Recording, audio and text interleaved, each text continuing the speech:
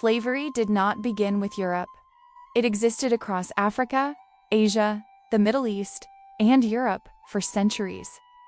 But history is not only about whether something existed. It's about scale, structure, and consequences. Between the 15th and 20th century, slavery was transformed into something new. A global, racial, hereditary system that helped build the modern world. This changed not just in how slavery operated, but in who benefited and how deeply it reshaped the world. And when slavery formally ended, colonialism continued the system under a new name. This marked a historical rupture. This is not a story of blame. It is a story of structure, power, and consequence. This is Aketch on culture. Let's talk history from the African perspective.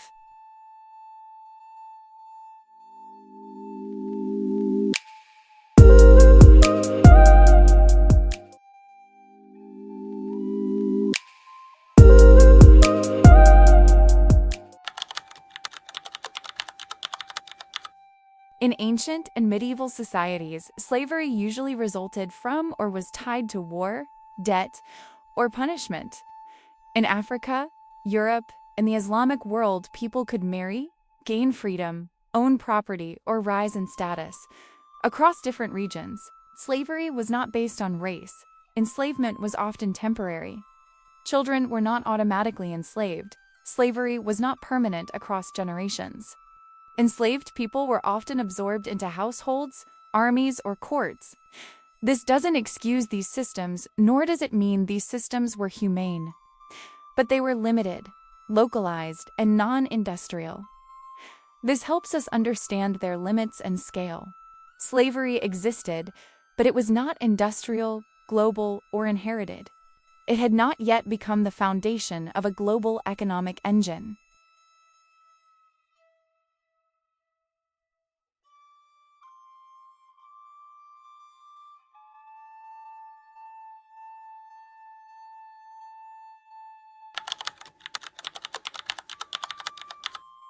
When European empires expanded into the Americas, labor demands exploded. New plantation economies demanded massive labor for cotton, sugar, tobacco, and coffee. And as such, these all became global commodities. Africa became the primary source of that labor. Over 12 million Africans were forcibly transported across the Atlantic. Millions died before ever reaching the ships.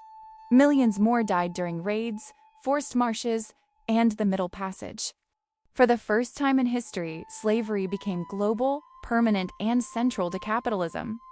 This was no longer local or regional slavery. It was a global system, intercontinental, permanent, and profit-driven.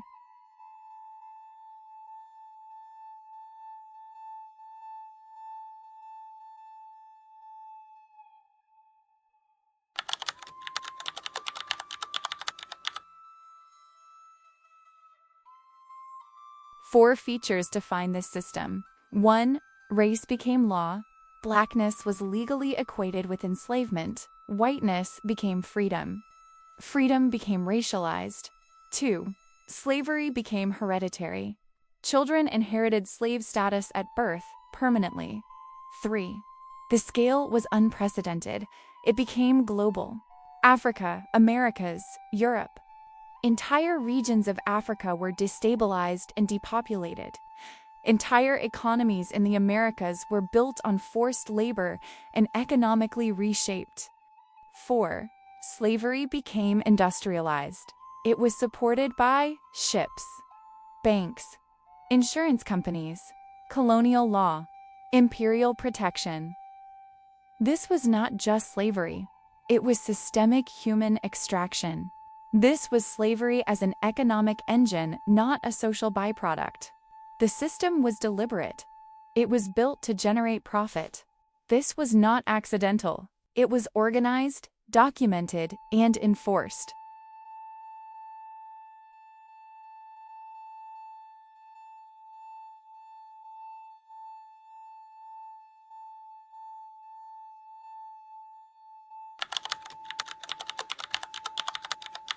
The profits of slavery did not remain on plantations.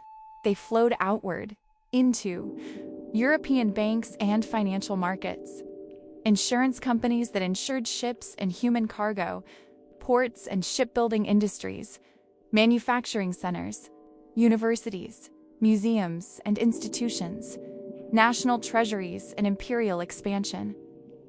Slavery helped finance the Industrial Revolution. It accelerated global capitalism. It built modern cities, military expansion, global trade networks and dominance, infrastructure, and generational wealth. When slavery ended, the wealth accumulated did not vanish. It was inherited, reinvested, and protected. This is the inheritance of history.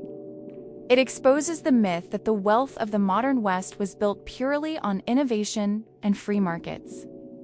It was built on subsidized extraction. The transition from the plantation to the colony wasn't a liberation. It was a rebranding of the ledger.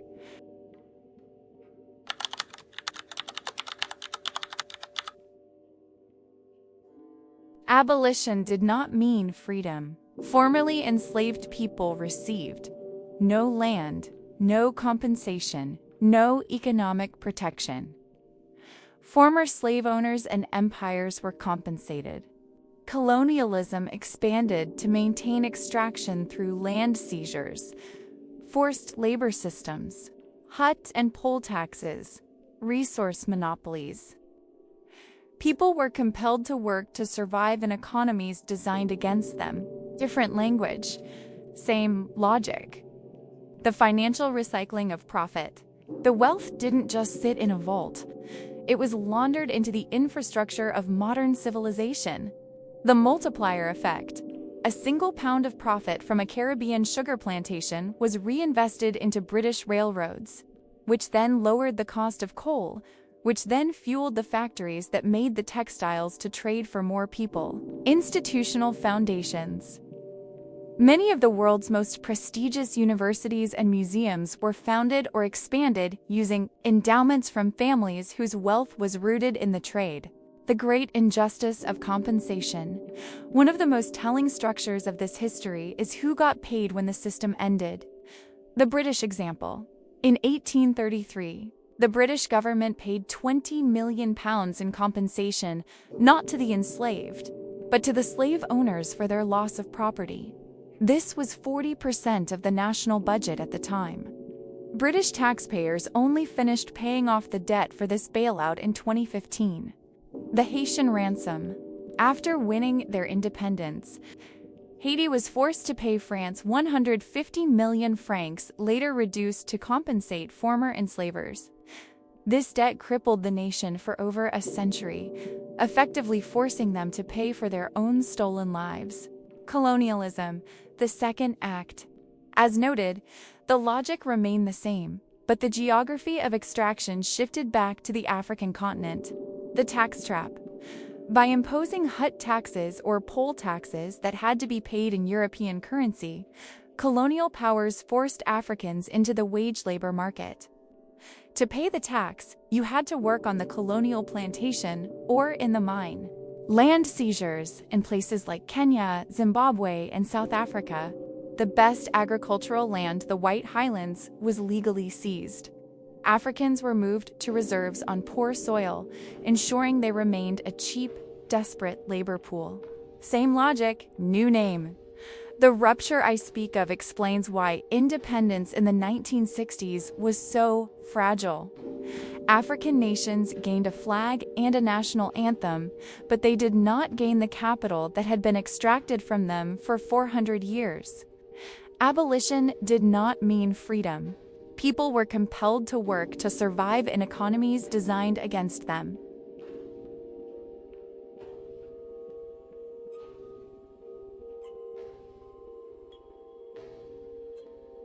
This shows that the poverty of the global South is not a failure of character, but a feature of the design. The wealth was exported. The debt was left behind.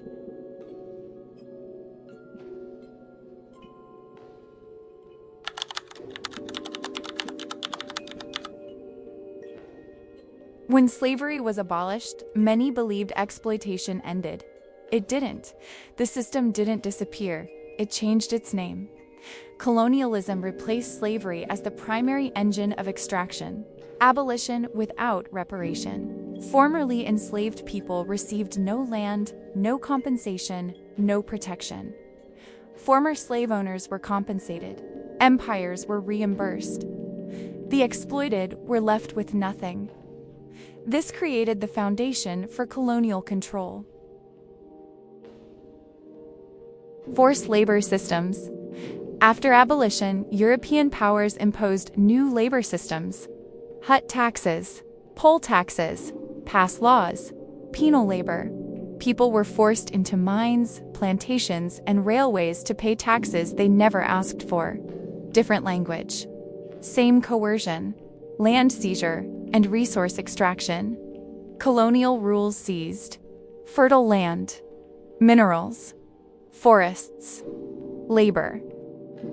Local economies were reshaped to serve Europe. Colonies produced raw materials.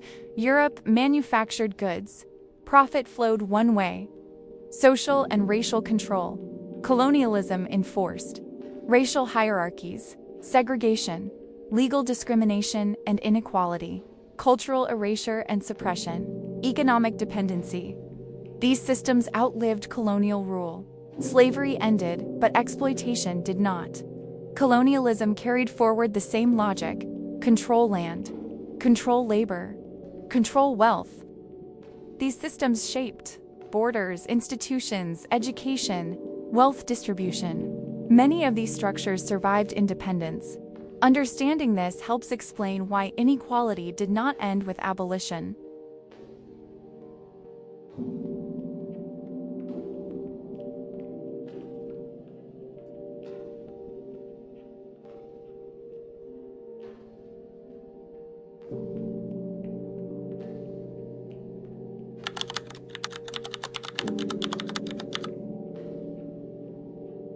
When people say slavery existed everywhere, they are stating a fact, but often stopping the conversation too early, which avoids implications, because the transatlantic system created modern racial hierarchies, order, produced long-term global inequalities, shaped wealth gaps between regions and continents that still exists today, influenced politics, borders, and economies. Colonialism ensured its logic survived abolition. Many of these structures survived independence. Understanding this history is not about assigning guilt. It is about understanding how the modern world was constructed, built. It's about historical clarity, because the modern world did not emerge naturally. It was constructed through systems that still shape inequalities today. This structural analysis moves the needle from events that happened to systems that were built. By linking the end of slavery directly to the birth of colonialism, it shows that the architecture of extraction was never demolished. It was just remodeled. The compensation gap, a numbers game. My point about abolition without reparation is backed by staggering figures. The wealth gap wasn't just a lack of savings. It was a state-funded transfer of wealth to the oppressors. The British bailout. In 1833, the British government paid £20 million to 46,000 slave owners. To put that in perspective, that was 40% of the national budget. The enslaved received £0. The Haitian ransom, France demanded 150 million francs later, 90 million. From Haiti for lost property. It took Haiti until 1947 to pay it off, siphoning billions out of their economy that should have gone to schools, hospitals, and infrastructure. Colonialism, the new engine. People were forced to work to pay taxes they never asked for. This was the tax labor trap designed to create a permanent working class. The hut tax. In colonies like Sierra Leone or Kenya, a tax was placed on every dwelling. Since the tax had to be paid in European currency, Africans were forced to leave their subsistence farms to work in European-owned mines or plantations to earn that specific currency. The extraction ratio, by the mid-20th century, in some colonial African economies, up to 70% of the total export value of the land gold, copper, rubber flowed directly to European shareholders, with less than 5% reinvested into local social services. My point that these systems survived independence is perhaps the most important, for it explains the inherited inequality. Borders. Of the current borders in Africa, approximately 70% were drawn by Europeans at the Berlin Conference 1884, often cutting through ethnic groups or forcing historical rivals into the same state. Education. Colonial education was often clerical, designed to produce low-level administrators for the empire, not scientists or industrial leaders, leaving a skills gap at the moment of independence. The wealth we see today in global financial hubs, London, Wall Street, Brussels, isn't just coincidental success. It is the interest gathered on the principle of extracted labor. The modern world did not emerge naturally. It was constructed. I challenge you, the viewer, to look at the world as a building, one where we can see the blueprints, the materials used, and the people who were forced to lay the foundation.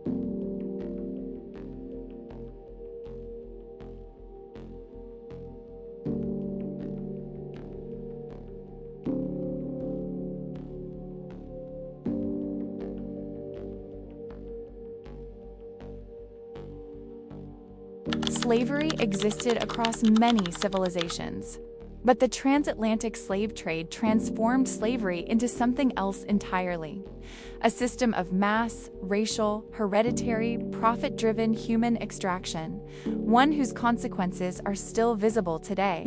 To understand the present, we have to understand that difference. This is Aketch on Culture.